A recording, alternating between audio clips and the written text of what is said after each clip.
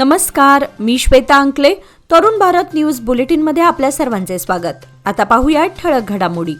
उत्तर कर्नाटक आणि पश्चिम महाराष्ट्रातील लाखो भाविकांचे श्रद्धास्थान असलेल्या रायबाग तालुक्यातील चिंचली येथील श्री मायक्का देवीची यात्रा उत्साहात सुरू असून आज गुरुवार हा यात्रेचा मुख्य दिवस आहे.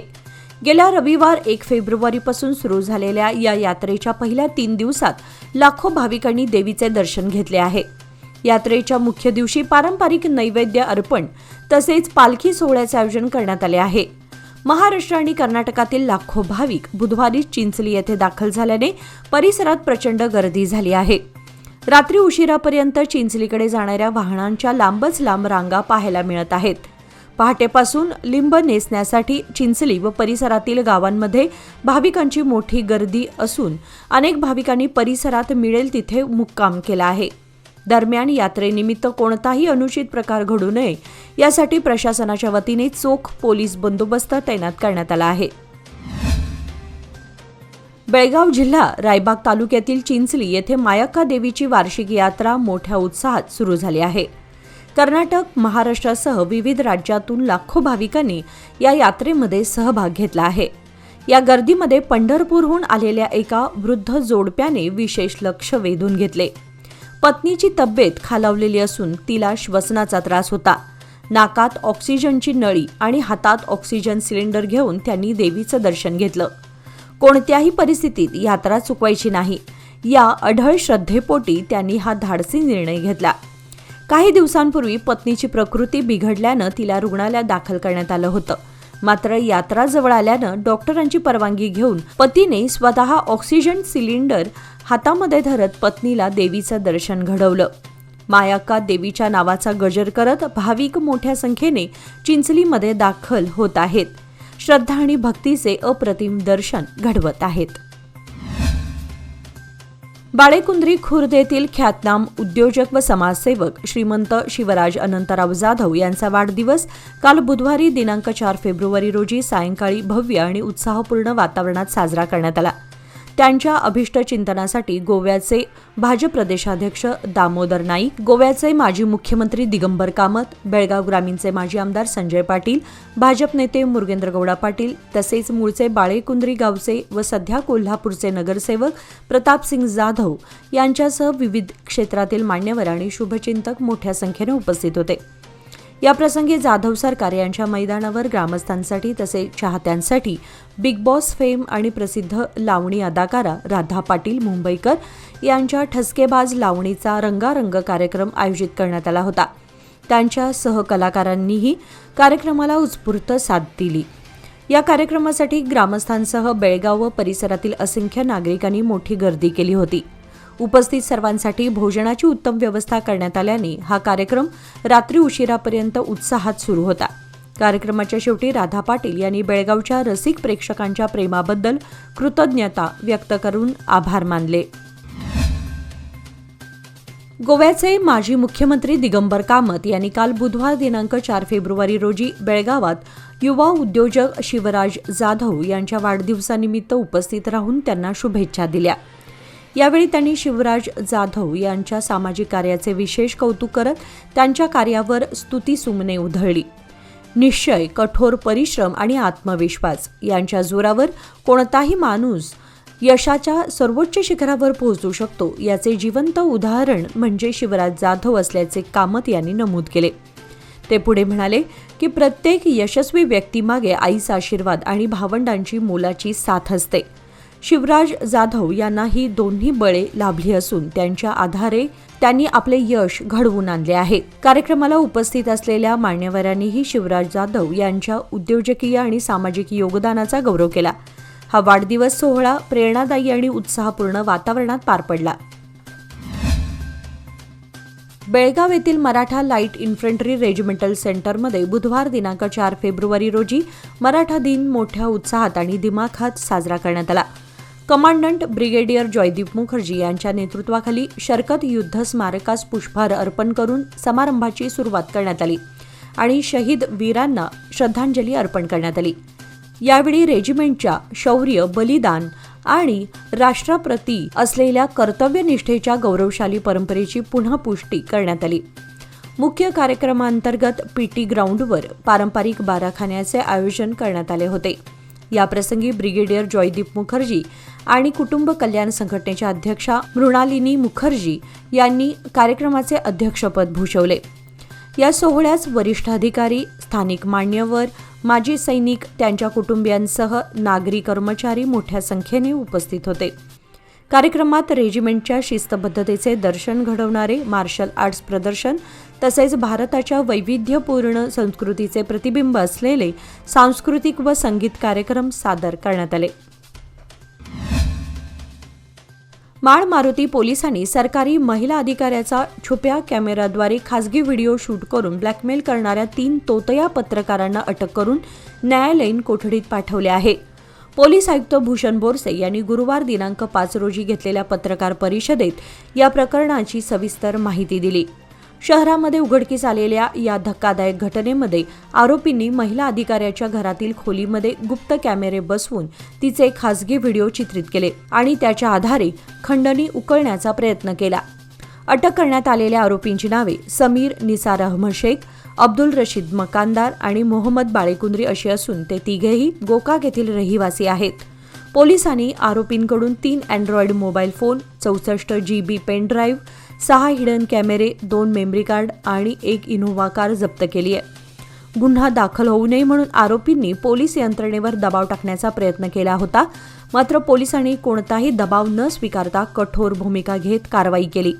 या प्रकरणामागे मोठे ब्लॅकमेल रॅकेट असण्याची शक्यता असून या टोळीने आणखी किती लोकांना फसवले आहे याचा सखोल तपास सुरू असल्याचे आयुक्त बोरसे यांनी स्पष्ट केले. बेळगाव विमानतळ येथील नवीन एकात्मिक टर्मिनल इमारतीचे बांधकाम 71% भौतिक प्रगतीवर पोहोचले असून आतापर्यंत 158 कोटी 27 लाख रुपयांचा खर्च झाला आहे. केंद्रीय नागरी विमान वाहतूक मंत्रालयाने ही माहिती राज्यसभेत दिली. विधान परिषद सदस्य इराणा कडाडी यांनी विचारलेल्या प्रश्नाच्या लेखी उत्तरात नागरी विमान वाहतूक राज्यमंत्री मुरलीधर मोहोळ यांनी ही माहिती स्पष्ट केली आहे. भारतीय विमानतळ प्राधिकरण या एकात्मिक टर्मिनल प्रकल्पासह सर्व संबंधित कामे राबवत असल्याचे त्यांनी सांगितले. नवीन टर्मिनलची रचना दरवर्षी 3.5 दशलक्ष प्रवासी हाताळण्याच्या क्षमतेसह करण्यात आली असून एप्रिल 2026च्या अखेरीस काम पूर्ण होण्याची अपेक्षा आहे. टर्मिनल पूर्ण झाल्यानंतर ते कार्यान्वित होण्यासाठी सुमारे 1 महिना लागणार असून जमीन संपादन व वैधानिक मंजुरीनुसार प्रकल्पाच्या कालावधीत बदल होऊ शकतो असेही मंत्रालयाने स्पष्ट केले. दरम्यान आंतरराष्ट्रीय उड्डाणांसाठी धावपट्टी विस्ताराचा सध्या कोणताही प्रस्ताव नसून बेळगाव, पुणे, चेन्नई व मंगळुरू मार्ग उडाण 5.0 योजनेत समाविष्ट नसल्याचेही स्पष्ट करण्यात आले. केंद्रीय रेल्वे मंत्री अश्विनी वैष्णव आणि रेल्वे राज्यमंत्री व्ही सोमण्णा यांनी व्हिडिओ कॉन्फरन्सिंगद्वारे रेल्वे अर्थसंकल्पातील तरतुदींची सविस्तर माहिती दिली. कर्नाटकातील 61 रेल्वे स्थानकांच्या विकासासाठी एकूण 2110 कोटी रुपयांची गुंतवणूक करण्यात आल्याचे त्यांनी सांगितले.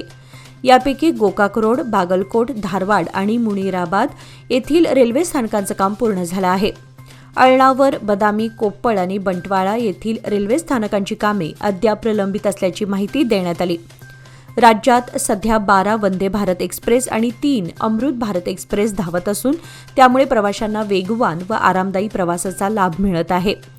कर्नाटकातील रेल्वे मार्गांचे 97% विद्युतीकरण पूर्ण झाल्याचेही यावेळी स्पष्ट करण्यात आले. या बैठकीस नैऋत्य रेल्वेचे महाव्यवस्थापक पी. आनंद, विभागीय व्यवस्थापक आशुतोष कुमार, हुबळी विभागाच्या बेला मीना यांच्यासह वरिष्ठ अधिकारी उपस्थित होते.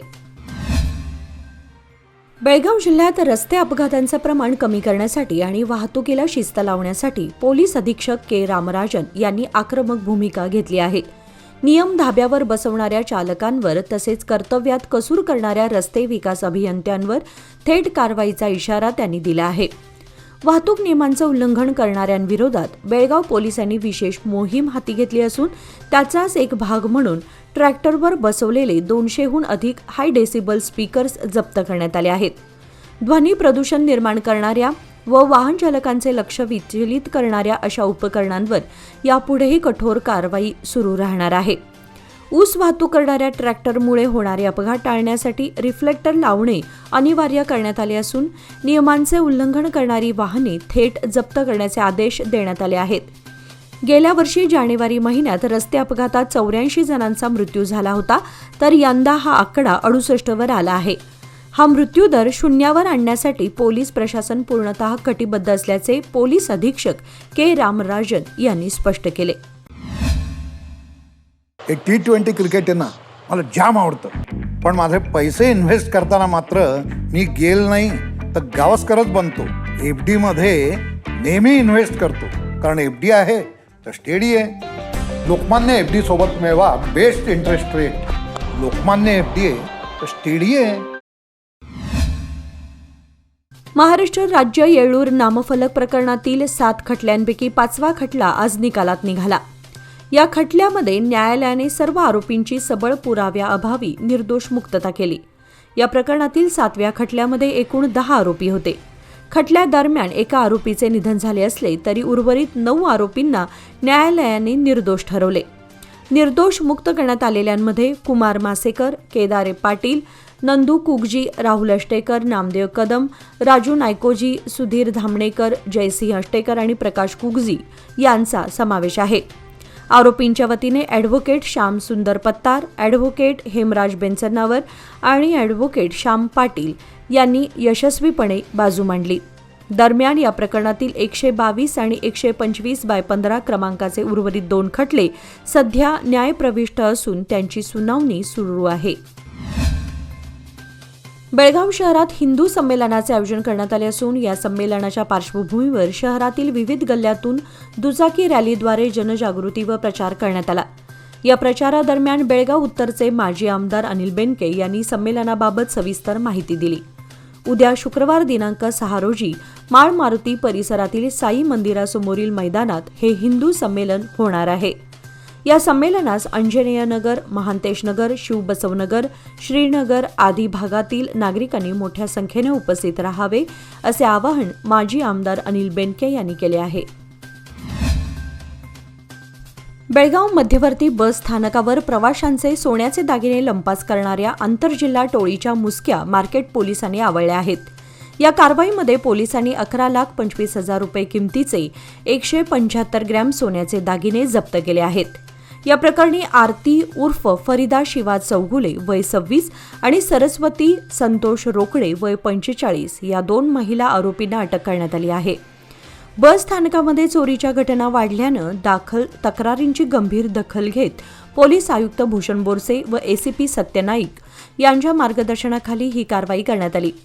मार्केट पोलीस निरीक्षक JM कालीमिर्ची यांच्या नेतृत्वाखालील पथकाने तपासाचे चक्र फिरवून आरोपींना ताब्यात घेतले. प्राथमिक चौकशीमध्ये या महिलांनी 2024 मध्ये बस स्थानकात 4 वेळा चोऱ्या केल्याची कबुली दिली असून चोरीचे दागिने मुख्य आरोपी आरतीचा पती शिवा रामू चौगुले याच्याकडे दिले जात असल्याचे उघड झाले आहे. या यशस्वी कारवाईबद्दल पोलीस आयुक्तांनी संपूर्ण पथकाचे अभिनंदन केले आहे. विजापूर जिल्ह्यातील चडचण येथील दत्त इंडियन साखर कारखान्यामध्ये दुपारच्या वेळी अचानक आग लागल्याची घटना घडली. या आगीमध्ये कोट्यवधी रुपयांचं मोठं नुकसान झालंय. अचानक आग लागल्यानंतर आगीची तीव्रता वाढत गेली. आगीची माहिती मिळताच इंडियन अग्निशमन दलाचे कर्मचारी तात्काळ घटनास्थळी दाखल झाले आणि आग पूर्णपणे आटोक्यात आणली असे समजते. या घटनेमध्ये कोणतीही जीवितहानी झाली नाही. प्राथमिक तपासात अचानक बॅगेजला आग लागून तीच संपूर्ण कारखान्यातील एक यंत्रसामग्रीपर्यंत पसरली असावी असा अंदाज व्यक्त करण्यात येत आहे. या प्रकरणी चडचण पोलीस ठाण्यात गुन्हा दाखल करण्यात आला असून घटनास्थळी तहसीलदार संजय इंगळे आणि अन्न निरीक्षक शिवानंद कोळी यांनी भेट देऊन पाहणी केली. हालसिद्धनाथ सहकारी साखर कारखान्याकडून 16 जानेवारी ते 31 जानेवारी या 5व्या पंधरवड्यात 87,745 मेट्रिक टन ऊस गाळप केले आहे. त्याचे होणारे ऊस बिल रक्कम 29,04,00,000 रुपये गुरुवार दिनांक 5 फेब्रुवारी रोजी संबंधित शेतकऱ्यांच्या बँक खात्यामध्ये जमा करण्यात आले आहेत, अशी माहिती चेअरमन MP पाटील यांनी प्रसिद्धी पत्रकाद्वारे दिली आहे. कारखान्याने 15 जानेवारीपर्यंत 4,55,141 मेट्रिक टन ऊस गाळप केलं असून त्याची रक्कम 150,65,00,000 संबंधित शेतकऱ्यांच्या बँक खात्यामध्ये याआधी जमा करण्यात आली आहे. तसेच येत्या काळातही ऊस बिल वेळेवर देण्याची तयारी कारखान्याने केली आहे. शेतकऱ्यांनी मोठ्या संख्येने ऊस पुरवठा करावा आणि कारखान्याच्या आर्थिक कल्याणासाठी हातभार लावावा असे आवाहन केले आहे. स्थानिक स्वराज्य संस्थांमध्ये जिल्हा पंचायत, तालुका पंचायत, नगरपालिका आणि ग्रामपंचायती यांचा समावेश होतो. 5 वर्षांपूर्वी जिल्हा पंचायत आणि तालुका पंचायतींचे सभागृह बरखास्त झाले. त्यानंतर आजतागायत निवडणुका झालेल्या नाहीत. 3 महिन्यांपूर्वी 31 ऑक्टोबर रोजी नगरपालिका सभागृह बरखास्त झाले. आता ग्रामपंचायतींचा कार्यकाळही संपुष्टात येऊन तेथे प्रशासकीय राजवट लागू झाली आहे. त्यामुळे निपाणी तालुक्यात आता बोरगाव नगरपंचायत वगळता सर्व स्थानिक स्वराज्य संस्थांवर प्रशासक राज आले आहे. डिसेंबर 2020 मध्ये ग्रामपंचायत यांच्या पंचवार्षिक निवडणुका होऊन फेब्रुवारी 2021 मध्ये अध्यक्ष निवड झाली होती. त्यांचा 5 वर्षांचा कार्यकाळ संपुष्टात आला असून तिथे जिल्हाधिकारी मोहम्मद रोशन यांच्या आदेशानुसार प्रशासक नेमणूक करण्यात आली आहे. निपाणी नगरवासिनी श्री महालक्ष्मी देवी नूतन मंदिरात वास्तुशांती, मूर्ती प्राणप्रतिष्ठा आणि भव्य त्रैवार्षिक यात्रा उत्सव मंगळवार दिनांक 3 ते बुधवार दिनांक 11 फेब्रुवारीपर्यंत आयोजित करण्यात आले आहे. आज गुरुवार दिनांक 5 रोजी मंदिरात वास्तुशांती व होम हवनाचा कार्यक्रम संपन्न झाला. मंदिराचा कलशारोहण व मूर्ती प्रतिष्ठापना शुक्रवार दिनांक 6 रोजी होणार असून सदर कलशारोहणास संकेश्वर येथील श्रीमद जगद्गुरू शंकराचार्य संस्थान मठाचे श्री सच्चिदानंद अभिनव विद्या नरसिंह भारती महाराज यांच्या शुभहस्ते पार पडणार आहे. या उत्सवात परिसरासह विविध भागातील अनेक भाविक सहभाग घेऊन देवीचे दर्शन घेतील. मंदिरात पारंपरिक विधी आणि धार्मिक अनुष्ठानांचे भव्य आयोजन करण्यात आले असून यात्रा उत्सवात भक्तांना विविध धार्मिक व सांस्कृतिक कार्यक्रमांचा अनुभव घेता येईल असे आयोजकांतर्फे कळवण्यात आले आहे. निपाणी नगरपालिकेकडे वर्षानुवर्षे घरपाळा तथा मालमत्ता कर थकीत राखणाऱ्यांची संख्या कमी नाही. यंदा मार्च अखेर तोंडावर असल्यानं वसुलीचे उद्दिष्ट पूर्ण करण्यासाठी मालमत्ता कर थकबाकीदारांवर निपाणी पालिकेने कारवाईचा बडगा उगारण्यास सुरुवात केली आहे. बुधवारपासून या कारवाईला सुरुवात झाली असून एकाच दिवशी 50हून अधिक कुटुंबांचे नळ कनेक्शन तोडण्यात आले. 2025-26 या आर्थिक वर्ष समाप्तीला केवळ 2.25 महिने बाकी आहेत. तरीही नागरिकांनी कर भरण्याला म्हणावा तसा प्रतिसाद दिलेला नाही. जुनी थकबाकी सुमारे 6 कोटी आणि 2025-26 या आर्थिक वर्षातील 3 कोटी 25 लाख असे एकूण 9 कोटी 25 लाख रुपये कर वसुली 31 मार्च अखेर जमा होणे अपेक्षित आहे. मात्र केवळ 30 ते 35% कर वसुली झाल्याने उर्वरित कर वसुलीचे उद्दिष्ट गाठण्यासाठी पालिका प्रशासनावर दबाव आला आहे. पद्मश्री पुरस्कार प्राप्त केल्याबद्दल बेळगाव येथील पांगुळ गल्ली जैन श्वेतांबर संघाच्या वतीने डॉक्टर प्रभाकर कोरे यांचा सत्कार करण्यात आला. या प्रसंगी संघाच्या वतीने डॉक्टर कोरे यांच्या सामाजिक, शैक्षणिक व वैद्यकीय क्षेत्रातील उल्लेखनीय कार्याचा गौरव करण्यात आला. सत्कार समारंभास उत्तम पोरवाल, विजय पोरवाल, राजकुमार खोदा, डॉक्टर संजय पोरवाल, पोपटभाई संघवी, विजय संघवी, महेश पोरवाल, मुकेश खोदा, विक्रम पोरवाल आणि रमेश खोदा आदी मान्यवर उपस्थित होते. उपस्थित मान्यवरांनी डॉक्टर प्रभाकर कोरे यांना पद्मश्री पुरस्काराबद्दल शुभेच्छा देत त्यांच्या कार्यास पुढील वाटचालीसाठी शुभेच्छा दिल्या. याचबरोबर आजचे बातमीपत्र इथे संपले. अधिक माहिती आणि ताज्या घडामोडींसाठी पाहत रहा तरुण भारत न्यूज चॅनल. तसेच आमच्या चॅनलला लाईक, शेअर आणि सबस्क्राईब करायला विसरू नका. आणि विश्वासार्ह बातम्यांसाठी दररोज वाचा दैनिक तरुण भारत. धन्यवाद.